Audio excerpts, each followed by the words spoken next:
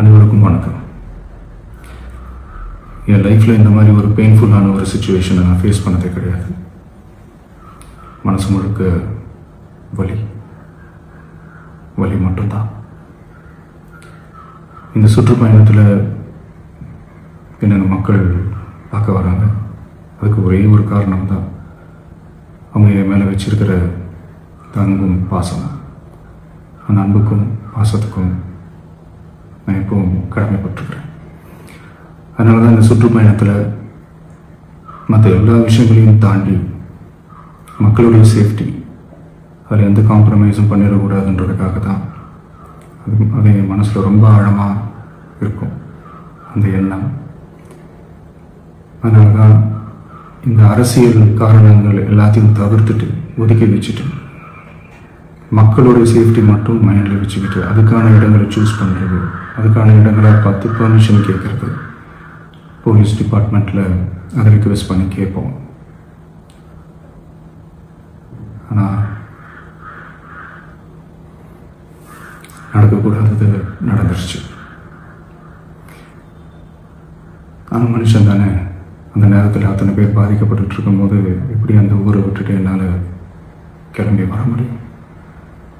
நான் திரும்ப போகணும்னு இருந்துச்சுன்னா அது ஒரு காரணம் காட்டி அங்கே வேறு சில பதட்டமான சுச்சுவேஷன்ஸ், வேறு சில சம்பாவிதங்கள் அந்த மாதிரி எதுவும் நடந்துடக்கூடாதுன்றதுக்காக தான் நான் அவாய்ட் பண்ணேன். இந்த நேரத்தில் சொந்தங்களை இழந்து தவிக்கிற அத்தனை குடும்பங்களுக்கும் என்னுடைய ஆழ்ந்த இரங்கலை தெரிவிச்சுக்கிறேன். எனக்கு தெரியும், என்ன சொன்னாலும் இது ஈடையாகாதுன்னு எனக்கு தெரியும். ஹாஸ்பிட்டலில் ட்ரீட் பண்ணிகிட்ருக்கிற எல்லாருமே சீக்கிரமாக க்யூர் ஆகி வரணுன்றது இந்த நேரத்தில் நான் வேண்டிக்கிறேன்.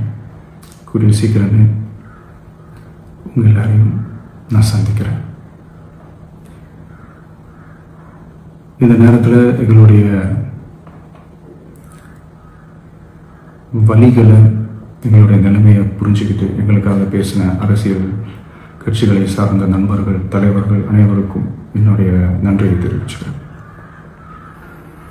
கிட்டத்தட்ட ஒரு 5 மாவட்டத்துக்கு பிரச்சாரத்துக்கு போனோம். இந்த மாதிரி எதுவுமே நடக்கல. ஆனால் கரூரில் மட்டும் ஏன் எப்படி நடக்குது?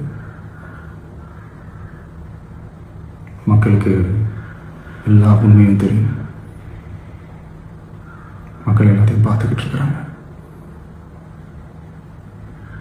கரூரை சேர்ந்த அந்த மக்கள் அந்த உண்மையெல்லாம் வெளியில் சொல்லும்போது எனக்கு கடவுளே நேரில் வந்து இறங்கி அந்த உண்மைகள்லாம் சொல்கிற மாதிரி எனக்கு தோணுச்சு. சீக்கிரமே எல்லா உண்மைகளும் வெளியில் வரும்.